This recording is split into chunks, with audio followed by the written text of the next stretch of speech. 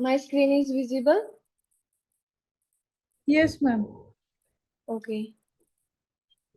Yes, unmute yourself and I ask you two to three questions and अगर मैं श्रायु बोलती हूँ तो उसका जो आंसर होगा वो श्रायु देगी, और अगर मैं आपका नाम यस लेती हूँ तो उसका आंसर आपको ही बोलना होगा। ओके, जब तक मैं आप दोनों में से किसी का नाम नहीं लेती हूँ तो आपको ऐसे नहीं हो ना कि रैंडमली आंसर देना है। ओके, तो हमारा ठीक जो है। क्लास हुआ था फर्स्ट और सेकंड क्लास, वो हमारा किसके बेस पे हुआ था? इंट्रोडक्शन टू एक्सेल और quick access tool bar and shortcuts. तो आज मैं उसी के बिहाफ पे आपसे दो तीन क्वेश्चन पूछूंगी। ये एक तरह का आप अपना असाइनमेंट समझिए, तो आपको आंसर करना है। Okay, are you ready? Yes, ma'am. Okay, हमारा फर्स्ट क्वेश्चन है, Which of the following is not a feature of Microsoft Excel? Microsoft Excel में हमें क्या प्रोवाइड नहीं होता? Word processing, data analysis, calculation, charting. Shrayu, इसका आप बताइए क्या आंसर होगा इसका? वर्ड प्रोसेसिंग, चार्टिंग भी होता है, calculation data, word processing. Yes, you are right. Very good, Shrayu. Now, yes, this is your turn. Okay. Yes ma'am. Okay. What is the purpose of the quick access toolbar in Excel? तो आपको बताना है कि access में quick access toolbar का purpose, हम इसका use हम क्यों करते हैं? Access commonly used commands quickly, commands को जल्दी से यूज करने के लिए, customise the appearance of cells, create complex formulas, और to change the layout of the spreadsheet. बताइए यस। मैम इसका आंसर होगा A, to access commonly used commands quickly. Very good, yes. और मैं आपको बताना चाहूंगी कि ये आप ऐसा मत सोचिए कि दूसरे पार्टिसिपेंट्स ज्वाइन नहीं कर रहे हैं तो हम भी रिकॉर्डिंग्स देख लेंगे। ये आप दोनों के लिए बेनिफिशियल होगा, एक तरह से आपको स्पेशल ट्रेनर मिल रहा है। ऐसे तो अगर कोई अलग से पे करता है उसको हम ट्रेनिंग देते हैं, तो आपको तो आपके बैच वाले स्टूडेंट्स खुद ये ऑफर करा रहे हैं कि आपको 1-to-1 ट्रेनिंग मिल रही है ना? तो आप दोनों का के लिए ये बेनिफिशियल है।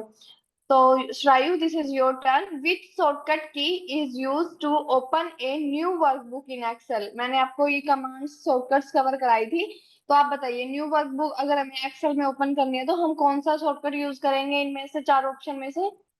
Ctrl+N. Very good. Now, yes, this is your turn. Which of the following is a valid Excel file extension? आपने जो मैंने आपको डाटा शेयर किया था, जब हम अगर आप उस पे इम्प्लीमेंटेशन प्रैक्टिस करते हो, उसके बाद अगर आप उसे सेव करते हो, देन उसके बाद अगर आप अपने फाइल में उसको ओपन करते हो, तो वो आपको किस फॉर्मेट में वहां पे विजिबल होता है? उसका जो फाइल एक्सटेंशन होता है वो किस फॉर्मेट में होता है? Yes, this is your turn.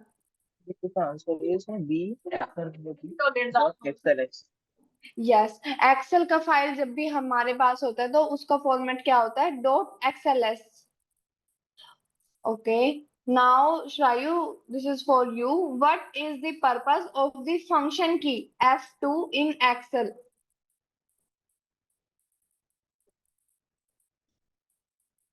सोचिए। फंक्शन की है जो हमारे कीबोर्ड में F1 F2, उसमें हम F2 का यूज कहाँ करते हैं, किस लिए करते हैं?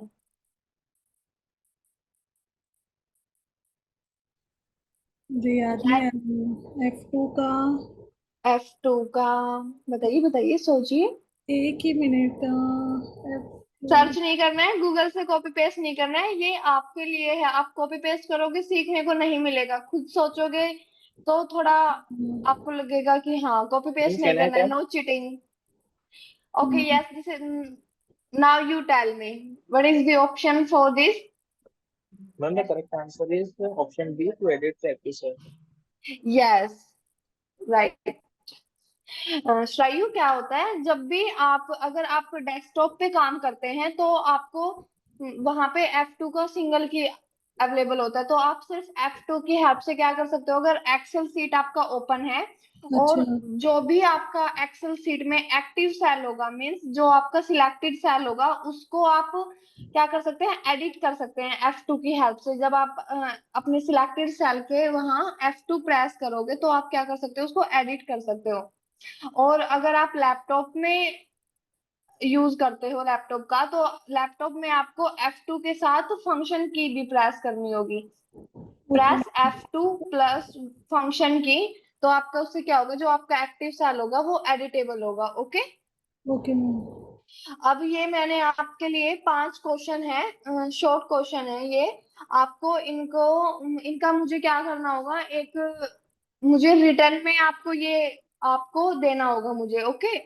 Okay ma'am.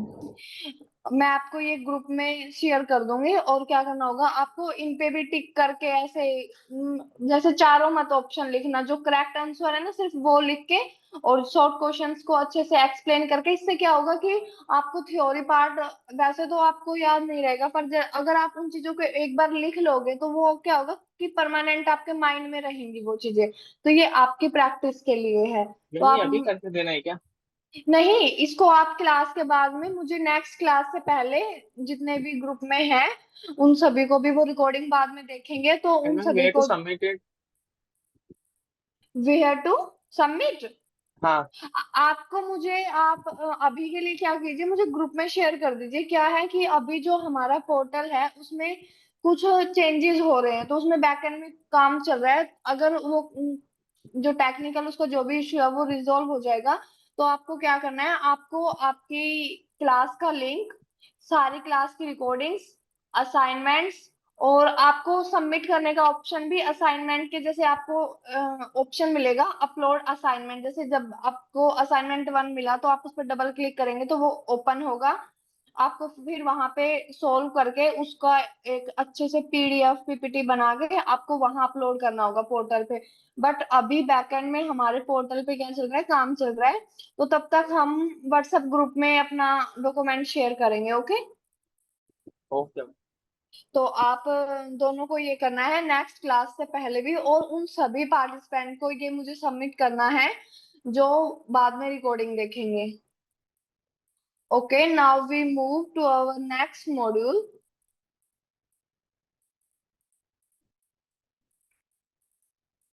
नेक्स्ट क्लास में हमने कहाँ तक किया था, आई थिंक हमने किया था सब टोटल और सॉर्टिंग फंक्शन कवर किया था। I am right? Yes and Shrayu, yes ma'am. हमने नेक्स्ट क्लास में ओके कवर मैम। किया था सॉर्टिंग और सॉर्टिंग सब। And yes yes yes. Ma'am. हाँ, आप दोनों आप मुझे बताइए कि आप साथ साथ इम्प्लीमेंट करते हैं अपने सिस्टम में भी। Yes ma'am. And yes Shrayu you? Yes ma'am. Okay, our today's topic is reference. तो रेफरेंस बेसिकली क्या होता है कि आपने अगर कभी दोनों में आप दोनों ने कभी भी एक्सेल पे पहले काम किया है तो आपको पता होगा कि सम टाइम ऐसी सिचुएशन होती है जहां पे हमारे पास कुछ फॉर्मूलाज होते हैं, कुछ कंडीशनल फॉर्मेटिंग होती है, और हम उनको क्या करते हैं कि ना तो ड्रैग एंड ड्रॉप कर सकते हैं ना कॉपी पेस्ट कर सकते हैं। तो वो किसके कारण होता है, वो रेफरेंस के कारण होता है। तो ये हमारी फर्स्ट टेबल है। रेफरेंस कितने टाइप्स के होते हैं, 3 टाइप्स के होते हैं, relative reference, absolute reference and mixed reference. आज हम प्रैक्टिकल करेंगे क्योंकि आज आप दो ही हैं। नेक्स्ट क्लास में कोशिश करेंगे कि हम जो जिन स्टूडेंट्स ने आज ज्वाइन नहीं किया तो एक बार थ्योरी से उनको भी एक रिवीजन मिल जाए, और वो रिकॉर्डिंग की हेल्प से प्रैक्टिकल भी कवर कर लेंगे। तो आज हम प्रैक्टिकली करते हैं सीधा। तो आपको सभी को पता होगा, अब हमारे रिलेटिव रेफरेंस टेबल में मेरे पास 3 कॉलम्स है, customer names, quantity and price, और मेरा रिक्वायरमेंट है, मुझे सेल्स चाहिए, टोटल सेल्स। तो टोटल सेल्स के लिए यस, हम कौन सा फॉर्मूला यूज करेंगे, यहाँ पे क्या कैलकुलेशन हम परफॉर्म करेंगे? इन सम का करेंगे शायद। सेल्स निकालना है मुझे, इनटू मेरे पास मतलब क्वांटिटी है, प्राइस है। Is equal to price into quantity. Yes right रायू। सेल्स के लिए हम क्या करेंगे, हमें टोटल सेल्स चाहिए, तो हमारे पास क्या है, क्वांटिटी है और इनटू प्राइस। करेंगे तो इससे क्या होगा, हमें हमारा सेल्स मिल जाएगा, जिसका फर्स्ट सेल के लिए हमारे पास है 261। और हमारे सभी के लिए क्या हुआ, सभी कस्टमर्स के लिए मेरे पास अब मुझे पता है कि किस कस्टमर का कितना सेल है।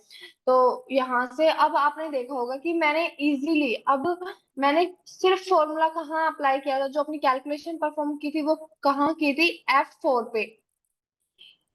तो मैंने F4 के अंदर किसको सिलेक्ट किया था, D4 को, जो मेरी रेफरेंस थी वो क्या थी, D4 into E4।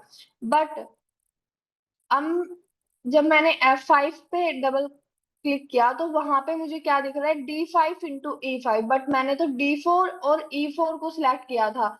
बट ये किस लिए हुआ, क्योंकि यहाँ पे हमारे पास क्या है, ड्रैग एंड ड्रॉप की फैसिलिटी, हमारे पास फंक्शनलिटी अवेलेबल है। जब भी मैं इसको, अगर मैं इसको साइड मूव करूंगी तो मेरे पास इसका होगा E5 into F5। अगर मैं F5 के साइड में इसको, अभी मैंने क्या किया, नीचे की तरफ ड्रैग किया, अगर मैं इसको साइड ड्रैग करूंगी तो क्या होगा, मेरा वहां पे कॉलम चेंज होगा। अभी क्या हो रहा है, रो नंबर चेंज हो रहा है, फिर क्या होगा, कॉलम नेम चेंज होगा। तो वो किस लिए हो रहा है, क्योंकि यहाँ पे हमारे पास फंक्शनलिटी होती है, यहाँ पे हमारे ना तो कॉलम फ्रीज है ना रो फ्रीज है, जिस भी डायरेक्शन में मैं इसको ड्रैग करूंगी उसमें क्या होगा, ये मूव होगा।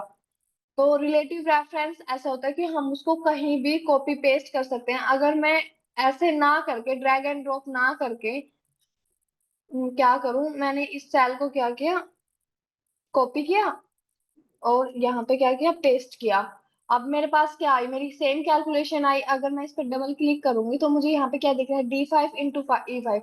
अगर मेरे पास बेसिकली, अगर मेरे पास कोई ना तो मेरा कॉलम फ्रीज है ना मेरी रो फ्रीज है, तो हम क्या कर सकते हैं, उसको कहीं भी कॉपी कर सकते हैं, पेस्ट कर सकते हैं, ड्रैग कर सकते हैं, ड्रॉप कर सकते हैं।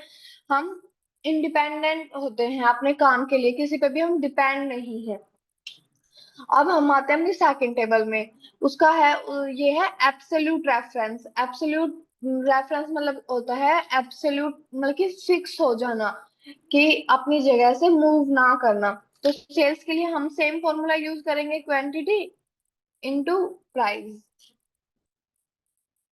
सेम फॉर्मूला यूज किया, हमारे पास क्या हुई, सभी कस्टमर्स के लिए सेल्स वैल्यू यहाँ पे आ गई।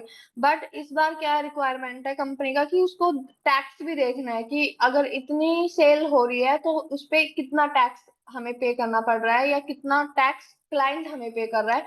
तो टैक्स निकालने के लिए फॉर्मूला होता है सेल्स इंटू टैक्स। जितना भी टैक्स वो पे करा रहे हैं, cells into that value of tax, तो is equal to ma'am cells. ऐसा भी हो सकता है cells into tax divided by 100, the number of percentage of tax रहता है, कितना टैक्स लगेगा, फॉर एग्जांपल 2%, 5%। हाँ ऐसा हो सकता है, बट यहाँ पे देखो, फर्स्ट ऑफ ऑल यहाँ पे हमें क्या देखना है, कि हमारा जो टैक्स वैल्यू है वो हमें परसेंटेज में ऑलरेडी क्या है, मैंने मेंशन किया है। आप L1 देखिए, यहाँ पे 18%। अगर हमको राइट। अगर हमको परसेंटेज निकालना है कि इतने टैक्स का, कि हम अपनी टोटल वैल्यू का कितना परसेंट, कि अब तो हम सिर्फ टैक्स निकाल रहे हैं कि 18% अगर उस पर टैक्स है तो कितना टैक्स हम पे कर रहे हैं या क्लाइंट पे कर रहा है। अगर हम परसेंटेज निकालेंगे तो वो मॉड्यूल भी हम कवर करेंगे अपने फॉर्मूलाज फंक्शन में जब जाएंगे ना, यस। तो वहां पे हम ये सब चीजें कवर करेंगे कि हमें टोटल का भी परसेंटेज निकालना है, कि ये कस्टमर, जैसे कि आप यहाँ पे क्लियर जूट मैंने अभी यहाँ पे सिलेक्ट किया है, तो अगर कंपनी को जानना है कि ये हमारे यहाँ से शॉपिंग करता है तो इसका कितना कंट्रीब्यूशन है हमारी टोटल सेल्स में, आप राइट, आप इसी के बारे में पूछ रहे हैं। Yes ma'am. हाँ, तो ये चीज अभी क्या करेंगे, हम अपने नेक्स्ट मॉड्यूल में कवर करेंगे। अभी हम क्या करते हैं, अपने रेफरेंस को कंप्लीट करते हैं, ओके। तो मैंने यहाँ पे क्या किया, टैक्स वैल्यू ले ली और सेल्स वैल्यू ले ली और हिट ऑन एंटर। तो यहाँ पे कितना पे कर रहे हैं हम, 47 रुपीज टैक्स का हमारा यहाँ पे क्या हो रहा है, टैक्स के लिए जा रहा है। और अब मैंने इसको तब जब ड्रैग एंड ड्रॉप किया तो अब मुझे ये वैल्यू एरर भी दे रहा है, नल भी दे रहा है। अब आप मुझे बताइए, यहाँ पे मुझे एरर क्यों शो हो रहा है। मैंने तो फॉर्मूला बिल्कुल ठीक लग मतलब कि मैंने जो फॉर्मूला यहाँ पे दिया वो बिल्कुल ठीक दिया है। सेल्स इनटू टैक्स क्या होता है, हमारा टैक्स वैल्यू हमें देता है। बट ये मुझे वैल्यू एरर भी यहाँ पे हैज वैल्यू करके शो हो रहा है, जीरो भी है, वैल्यू भी गलत शो कर रहा है नीचे। ब्रोजीना के लिए ये मुझे यहाँ पे 3,28,000 कुछ टैक्स शो कर रहा है। तो यहाँ पे देखिए यहाँ पे क्या एरर है। अब यहाँ पे मैंने जब K4 × L1 किया तो मेरी जो टैक्स वैल्यू है वो कहाँ है, L1 में है। तो यहाँ पे मेरी वैल्यू बिल्कुल करेक्ट आई। बट अब अगर इस टाइम मैं यहाँ पे इसको कॉपी पेस्ट करती हूँ तो यहाँ पे ये मुझे जीरो दे रहा है। जीरो क्यों दे रहा है, क्योंकि इसकी रेफरेंस चेंज हो रही है। K5 × L2, K5 तो ठीक है नीचे ड्रैग हो रहा है, हमें K5 ही चाहिए था। बट L2 में यहाँ पे क्या अवेलेबल है, nothing is there, that's why non it's blank showing zero. Blank cell. Yes, that's the reason कि यहाँ पे हमें क्या कर रहा है कि जीरो शो कर रहा है। तो इसके लिए इसको हम कैसे रिजोल्व कर सकते हैं, यहाँ पे हमें इसको फ्रीज करना होगा कि हमारा जो L1 है वो चेंज होके L2 ना हो। या फिर अगर हम उसको इन फ्यूचर साइड ड्रैग, अभी हम क्या कर रहे हैं वर्टिकली ड्रैग कर रहे हैं, अगर इन फ्यूचर मुझे नीड है मुझे हॉरिजॉन्टली ड्रैग करना है तो वहां पे मेरा कॉलम नेम चेंज ना हो। अगर मैं वर्टिकली ड्रैग कर रही हूँ तो मेरा रो नंबर चेंज ना हो। तो क्या करना पड़ेगा, हमें इसको फ्रीज करना होगा। तो अपने जहां पे सबसे पहले फॉर्मूला अप्लाई किया है वहां पे फंक्शन की के साथ F4 प्रेस कीजिए। फंक्शन की के साथ F4 प्रेस कीजिए। आप ये छोटी छोटी चीजें क्या क्या करें, नोट कर लिया करें अपनी नोट पैड में, क्योंकि जब इंटरव्यूअर आपका, अगर आप कहीं जॉब सर्च कर रहे हैं आज की इंडस्ट्री में, आपको आइडिया नहीं है एक्सेल में कितना पावर है। मेरे एक फ्रेंड है, उनका अभी एक MNC में ज्वाइनिंग हुआ है, और उनका आपको विश्वास नहीं होगा, उनका जो सारा इंटरव्यू प्रोसेस था वो सारा एक्सेल बेस्ड था। ना SQL उनसे पूछा गया, ना पावर BI उनसे पूछा गया। उनका जो सारा इंटरव्यू था वो एक्सेल बेस्ड था। तो वहां पे ये सारी छोटी छोटी चीजें क्या होती है, पॉइंट की जाती है। वहां पे आपसे पूछ सकते हैं कि F2 का अच्छा ठीक है, आप एक्सेल एक्सपर्ट हो तो बताओ F2 का यूज कहाँ करते हो आप, F4 का यूज किस लिए करते हैं हम डाटा में। तो F4 का हम अगर डेस्कटॉप पे यूज कर रहे हैं तो वहां पे हमारे पास इंडिविजुअली एक सेपरेटली एक की अवेलेबल होती है F4 नेम से। बट अगर हम लैपटॉप में फंक्शन की का यूज करते हैं कभी भी तो हमें अपनी फंक्शन की के साथ में क्या करना पड़ता है, फंक्शन नंबर प्रेस करना पड़ता है। तो लाइक फंक्शन की ऑन रख के फिर F4 प्रेस करना। यस, फंक्शन की के साथ F4 प्रेस करने की नीड होती है जब हम लैपटॉप पे अगर हमारा डाटा हम यूज कर रहे हैं। तो अब मैंने क्या किया, F4 की, अगर आप एक बार F4 प्रेस करेंगे तो अब मैंने एक बार वन टाइम प्रेस किया F4 विद फंक्शन की। तो अब यहाँ पे मेरा क्या हुआ, L के आगे भी डॉलर साइन है और 1 के आगे भी डॉलर साइन है। इसको आप मैनुअली भी ऐड कर सकते हैं, शिफ्ट और डॉलर साइन प्रेस करके आप क्या कर सकते हैं, मैनुअली कर सकते हैं, बट ये थोड़ा इजी है। अब मैंने एक बार फंक्शन के साथ F4 को प्रेस किया और क्या हुआ, मेरा कॉलम भी फ्रीज हुआ और रो भी फ्रीज हुआ। बट समटाइम क्या होता है कि आपको चाहिए कि मुझे सिर्फ रो को फ्रीज करना है या फिर मुझे सिर्फ कॉलम को फ्रीज करना है, तो आप F4 को फिर से अगर जब आप प्रेस करेंगे तो आपके सिर्फ कॉलम पे अवेलेबल होगा डॉलर साइन, और आप थर्ड टाइम फिर से प्रेस करेंगे तो क्या होगा, सिर्फ रो नंबर पे आपका डॉलर साइन होगा। तो इसका मतलब सिर्फ रो आपकी वहां पर फ्रीज होगी। अगर डॉलर साइन दोनों पर है तो आपका कॉलम भी फ्रीज है एंड रो भी फ्रीज है। अगर डॉलर साइन आपके सिर्फ कॉलम नेम के आगे है तो आपका सिर्फ वहां पे कॉलम फ्रीज है, और अगर आपके रो के आगे डॉलर साइन है तो सिर्फ आपकी रो फ्रीज है। अब क्या किया हमने, अपनी टैक्स वैल्यू को फ्रीज कर दिया, और अब मैं इसको क्या करती हूँ, ड्रैग एंड ड्रॉप करती हूँ। अब क्या अब ये सारी वैल्यू करेक्ट है। तो एब्सोल्यूट रेफरेंस क्या होता है, जहां पे हमारा कॉलम भी फ्रीज हो और हमारी रो भी फ्रीज हो, उसको हम क्या कहते हैं, एब्सोल्यूट रेफरेंस की। वो अपनी जगह से ना तो हॉरिजॉन्टली मूव कर सकता है ना वर्टिकली मूव कर सकता है। अब हमने two types of reference cover किए, ma'am relative K4 reference. Freeze तो नहीं है? K4 जो है, सॉरी K4 जो है वो जी, फ्रीज तो नहीं दिखा रहा है, जैसे L1 फ्रीज दिखा रहा है। नहीं K4 को हमें फ्रीज नहीं करना है शायू। सी, अगर मैं के अगर ये कौन सा सेल है L4, अगर मैं L4 से L5 पे मूव करती हूँ तो मुझे वहां पे क्या चाहिए, K5 चाहिए। मुझे मुझे K4 नहीं चाहिए, वहां पे क्या चाहिए मुझे, K5। तो हम अपनी नीड के अकॉर्डिंग देखेंगे कि हमें चाहिए क्या। अब हमारे पास किसकी नीड है, अब मुझे K5 को मल्टीप्लाई कराना है, मुझे सिर्फ L को फ्रीज करना है, L1 को। ना तो वो M1 होना चाहिए ना वो L2 होना चाहिए, तो मैंने L को फ्रीज किया यहाँ पे, ना कि K कॉलम को। खाली अंडरस्टैंड। 18% वाला फ्री से, बाकी जो है वो डायनामिक है। हाँ वो मूव करेगा, बिकॉज हमारे जो सेल्स वैल्यू है वो हमें ड्रैग करने की नीड है। अगर मुझे मुझे यहाँ पे K5 है, अगर मैं यहाँ पे सिलेक्ट करती हूँ वहां पे K6 है, क्योंकि 14 मल्टीप्लाई होगा किससे, 18 से। इस उसे के बाद क्या होगा, डेरिन बेनोफ का टैक्स वैल्यू निकलेगा। गोट इट फ्रायू। Yes ma'am, yes ma'am.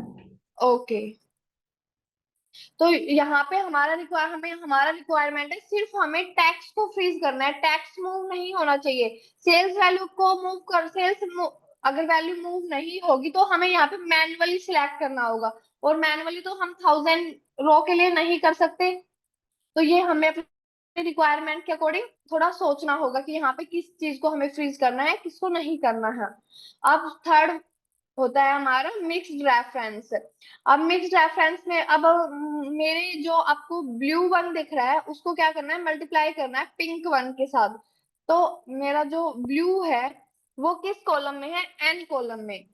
और पिंक OPQR मीन्स चेंज हो रहा है, और यहाँ पे मेरा एन क्या है, सिंगल कॉलम है। अगर मुझे यहाँ पे चाहिए कि N4 × O3, अब ये करेक्ट है, 100 × 100 10,000। बट अगर मैं इसको ड्रैग करती हूँ हॉरिजॉन्टली तो यहाँ पे अब ये मुझे इनकरेक्ट वैल्यू शो कर रहा है, क्योंकि देखो जब मैंने इसको ड्रैग किया तो यहाँ पे अब ये क्या शो कर रहा है, O4 × P3 मीन्स इसका क्या हो गया, कॉलम चेंज हो गया, इसकी रेफरेंस ही चेंज हो गई। तो यहाँ पे हमें क्या है, नीड इसको फ्रीज करने की नीड है, तभी ये हमें क्या देगा, करेक्ट आउटपुट देगा। समझ आ रहा है, यस। ये थोड़ा कंफ्यूजिंग है, जैसे यस जैसे मैम। इसको आप प्रैक्टिस करोगे श्रायु, यस, तो आपको ये प्रैक्टिस के बाद क्लियर होगा। अगर आप खुद से इनको कैलकुलेट करोगे ना तब आपको पता चलेगा कि हाँ यहाँ पे कॉलम फ्रीज करना है, यहाँ पे रो फ्रीज करना है, देखने से नहीं होगा। तो यहाँ पे हमें राइट क्या मैम। करना, यहाँ पे हमें क्या करना होगा, इनको पहले डिलीट करते हैं।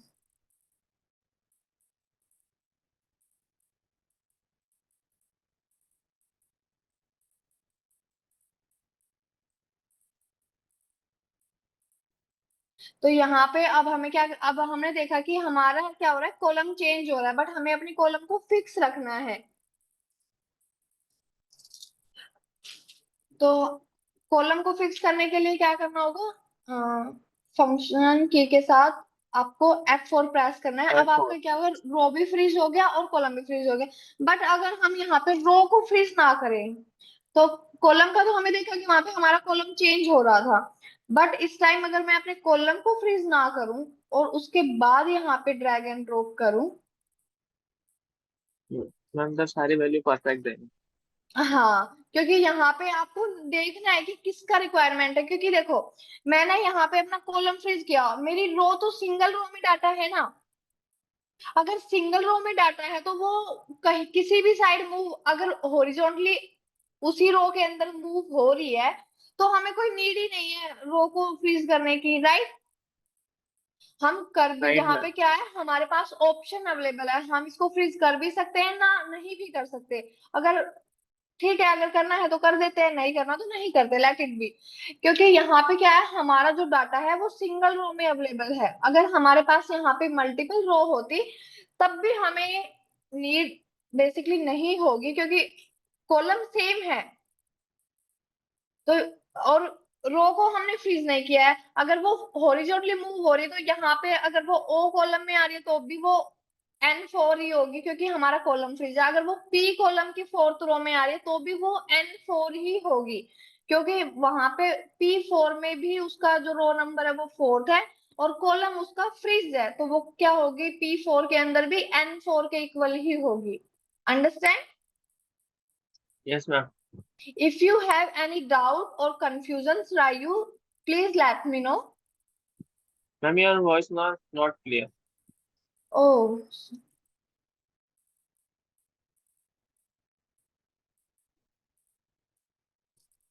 yes, now it is clear. Not clear ma'am. Don't know why it's happening. Maybe श्रायु का भी टाइम हो गया था, उसने बोला था कि आज वो जल्दी लीव कर देगी, तो उसने लीव कर दिया है। तो आपको मतलब कि समझ आ रहा है, इतना सुन रहा है, क्योंकि अभी हमारे पास कोई और ऑप्शन अवेलेबल नहीं है कि आपको वॉइस क्लियर क्यों नहीं आ रहा। यस मैम अब क्लियर है। ओके। अब यस, हमारे पास यहाँ पे मिक्स्ड रेफरेंस का सेकंड टेबल है। अब आप मुझे बताइए यहाँ पे मुझे क्या, किसको सिलेक्ट करना है, किसको फ्रीज करना है, आप मुझे बताइए। चलो, tell me. Ma'am you want to freeze जो ब्लू 100 आ रहा है उसको फ्रीज करना रहेगा, और बाकी ये जो 100 200 पिंक शेड में है वो डायनामिक रहेगा, यस, उसको फ्रीज नहीं करेंगे। Okay, late try. O6 को मैंने फ्रीज किया और मैंने इसको सिलेक्ट करके हिट ऑन एंटर किया। अब देखते हैं हमारा आउटपुट हमें करेक्ट मिलेगा। That's right. Okay, very good, yes. अब आपको ये भी आपको कराना है, बताइए। आपको पिंक वन को ब्लू वन से दोनों को क्या करना है, मल्टीप्लाई करना है इस टेबल में। तो यहाँ पे हमें क्या First we करना है, went to freeze the 100 which was color in the pink one, and the blue one should be dynamic. Blue one should be dynamic. Okay, N14 into, और मैं इसको क्या करती हूँ, एक बार आप ध्यान से बिल्कुल फोकस के साथ अपना स्क्रीन पे मेरा स्क्रीन देखिए और मुझे बताइए, क्योंकि अगर मैं यहाँ पे पिंक वन को आप बोल रहे हैं कि आप इसको फिक्स कर दी, इसको फ्रीज कर दीजिए। अगर मैं ओ को फ्रीज कर देती हूँ तो यहाँ पर जब ये मूव करेगा पी कॉलम में, तब भी इसका रेफरेंस वहां पे क्या रहेगा, यस, मैम O13। मैं समझा नहीं, मतलब पहले फर्स्ट ब्लू वाला जो 100 वैल्यू है उससे सबको मल्टीप्लाई करना है, कि जो पिंक वाला है उसको ब्लू वाले से करना दोनों आपस में मल्टीप्लाई हो रहे हैं। आप 5 into 5 में किसी से किसी को मल्टीप्लाई करें, हमारा आउटपुट तो 25 ही होगा ना। यस, आप पिंक वन को ब्लू वन से कीजिए या ब्लू वन को पिंक वन से है। कीजिए, मैम वॉइस वाज आउटपुट तो नॉट क्लियर करूंगा। ओके। तो ओके, चलो लेट इट बी। आप मुझे स्टेप बताइए, तो मैं आपको यहाँ पे क्लियर कर देती हूँ। अगर आपको क्या होगा कि अगर आप O13 को फ्रीज कर देते हैं, तो अगर हम फिर हॉरिजॉन्टली मूव करेंगे तो हमारा P13 में भी यहाँ पे क्या होगा, रेफरेंस O13 होगा पिंक वन का, राइट? राइट। तो बट हमें क्या चाहिए, हमें फिर 200 से हमें 100 into 100, तो सिर्फ इस कॉलम के लिए चाहिए। हमें सेकंड सेल के लिए क्या चाहिए, 100 into 200। तो उसके लिए क्या होना चाहिए, हमारा रो को फ्रीज, मैम हम, देन ये जो ब्लू वाला है वो फिक्स्ड होएगा। ओके। तो मैं यहाँ पे क्या करती हूँ, अपने कॉलम को फ्रीज नहीं करती हूँ, ओके, क्योंकि हमारा कॉलम यहाँ ओके। पे मूव होगा। सिर्फ रो को मैं फ्रीज रखती हूँ, क्योंकि जब हम वर्टिकली वर्टिकली ड्रैग करेंगे तो वहां पे इसको, अगर मैं इसको ओ थर्ड रो को फ्रीज नहीं करूंगी तो यहाँ पे जब मैं नीचे आऊंगी O15 में या O15 में जब मैं आऊंगी तो वहां पे मेरा मुझे रेफरेंस O13 से चेंज होके क्या हो जाएगा, O14। वो मुझे नहीं मैम चाहिए, मुझे क्या चाहिए, मैम ड्रैग वर्टिकली करना है कि हॉरिजॉन्टली? दोनों साइड करना है, क्योंकि हमारे पास सेल्स वर्टिकली भी है और हॉरिजॉन्टली भी है। इसीलिए मैंने ये एक लास्ट टेबल कॉम्प्लेक्स क्रिएट किया है, जिससे आपका अंडरस्टैंडिंग और क्लियर हो जाए। अब तक हमने क्या देखा, अब तक या तो हम वर्टिकली ड्रैग कर रहे थे या फिर हम हॉरिजॉन्टली ड्रैग कर रहे थे, बट इस टेबल में हमें क्या करना है, वर्टिकली भी करना है एंड हॉरिजॉन्टली भी करना है। तो अगर मैं, तो यहाँ पे ओ कॉलम को हमने फ्रीज इसलिए नहीं किया है, क्योंकि जब हम हॉरिजॉन्टली मूव करेंगे तो वहां पे हमारा वैल्यू है जिसको चेंज होना पड़ेगा, it should be change. O13 okay. के इंस्टेड इसको क्या, वहां पे मुझे क्या चाहिए, P13, राइट। राइट। और मुझे डॉलर, मुझे अपनी रो फिक्स चाहिए। अगर मेरे पास सिंगल, अगर मुझे सिर्फ हॉरिजॉन्टली मूव करना होता वन रो में, तब मुझे कॉलम रो को फ्रीज नहीं करने की नहीं थी। बट अब मुझे इसको क्या करना है, मुझे इसको वर्टिकली भी मूव करना है। तो अभी मेरा जो है O13 है, बट मैं इसको नीचे डाउन साइड अगर मैं इसको मूव करूंगी तो वो O13 से क्या होगा, O14, जो मुझे नहीं चाहिए, क्योंकि मेरा जो राइट डाटा मैम। है वो O13 के अंदर है, राइट। राइट। अब देखते हैं हम N14 को। N हमारा क्या है, इसको हम N को यहाँ पे क्या, अब हम देखेंगे ब्लू वन को। अब ब्लू वन में हमारे पास N14 है। तो आप सोचिए कि N14 को जब हम हॉरिजॉन्टली मूव करेंगे, इस डायरेक्शन में मूव करेंगे, तो वहां पे उसका N14 से अगर मैं इसको हॉरिजॉन्टली करूंगी तो वो क्या हो जाएगा, O14, right. Right ma'am. But मुझे तो क्या चाहिए, मेरा डाटा तो N14 में है। हाँ हाँ। तो मुझे यहाँ पे क्या करना होगा, एन को फ्रीज करना होगा, ताकि मेरा कॉलम चेंज ना हो। My column name should be N14, right. Okay. अब राइट। अब यहाँ पे मेरा $N14 है। अब मैं इसको अगर वर्टिकली मूव करूंगी तो मेरा क्या होगा, $N15। वो ठीक है, क्योंकि मुझे यहाँ पे अपने सेकंड सेल में क्या चाहिए, मुझे N15 ही चाहिए, राइट। हाँ हाँ। बट अब मैं इसको हॉरिजॉन्टली मूव करूंगी तो वहां पे मुझे क्या मिलेगा, मुझे P14 के अंदर भी क्या मिलेगा, N14 मिलेगा, क्योंकि मेरा कॉलम क्या है, N फ्रिज है। हाँ अब मैम मैं वो इसको, गलत हो जाए। हाँ, अब इसको हिट ऑन एंटर करके अब हम इसको ड्रैग करेंगे।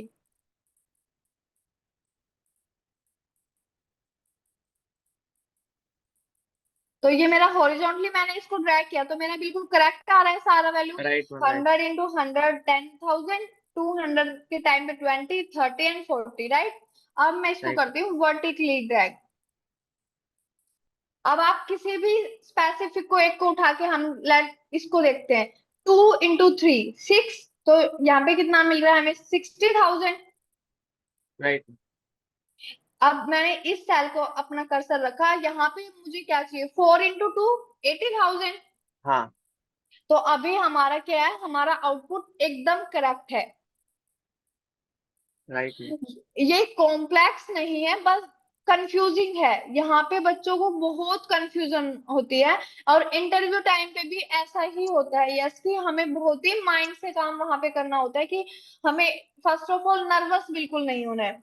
अगर हमारे पास रेफरेंस का अगर कंसेप्ट है तो हमें उसको बिल्कुल कूल माइंड से, बिल्कुल चिल होकर सोल्व करना है। हमें सोचना है अपने दिमाग में कि मैं इसको हॉरिजॉन्टली मूव करूंगा तो मेरा कॉलम चेंज होगा। अगर मेरे कॉलम की वैल्यू एक ही कॉलम के अंदर है तो मुझे वहां पे क्या करना होगा, अपने कॉलम को फ्रीज करना होगा। और अगर ऐसे राइट ही मैम। मेरा रो का वैल्यू सिर्फ एक रो के अंदर है तो वहां पे मुझे क्या करना होगा, रो को मुझे तो, फ्रीज करना हो। यस, ये चीजें हमें सोच के और फिर हमें अपनी कैलकुलेशन परफॉर्म करनी है। I think now you got it very clearly, right. Yes ma'am.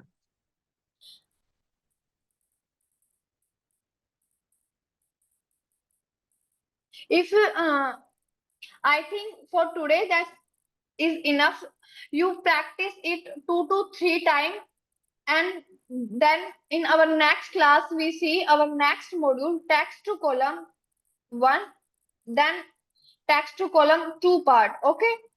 Okay ma'am. Because अभी शायू ने भी लीव कर दिया है, उसको कुछ इमरजेंसी है, उसने मैसेज भी किया है कि उसको इस टाइम पे थोड़ा इश्यू है कि उसको अपनी बेटी को ट्यूशन छोड़ना पड़ता है।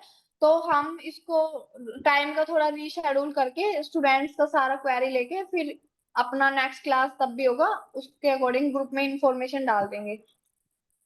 आप ओके तब मैम। तक इसको क्या कीजिए, अपनी नेक्स्ट क्लास से पहले जो मैंने आपको प्रैक्टिस करना है। असाइनमेंट, हाँ, जो भी अब तक मैंने कराया, शॉर्टिंग, फिल्टर, जो आपका नेक्स्ट असाइनमेंट होगा वो किसके बेस पे होगा, शॉर्टिंग, फिल्टर एंड सब टोटल। ओके। Okay ma'am. तो आपको रेडी रहना है कि आपको सब कुछ अच्छे से अटेम्प्ट करना है असाइनमेंट में भी, और सारी चीजें लर्न करनी है, रटिफिकेशन यहाँ पे नहीं करनी है। और एक्सेल में ये चीजें चलेंगी भी नहीं कि मैम ने क्लास पढ़ा दी, इट मैंने विल बी क्लास ले ली। Practical ma'am. हाँ, yes, you need to do practically. Okay. So that's for all today. Ma'am okay. वो क्वेश्चन सेंड कर दीजिएगा ग्रुप में। हाँ, मैं आपको ग्रुप में अभी शेयर कर देती हूँ। यस। ओके। ओके, बाय यश। बाय।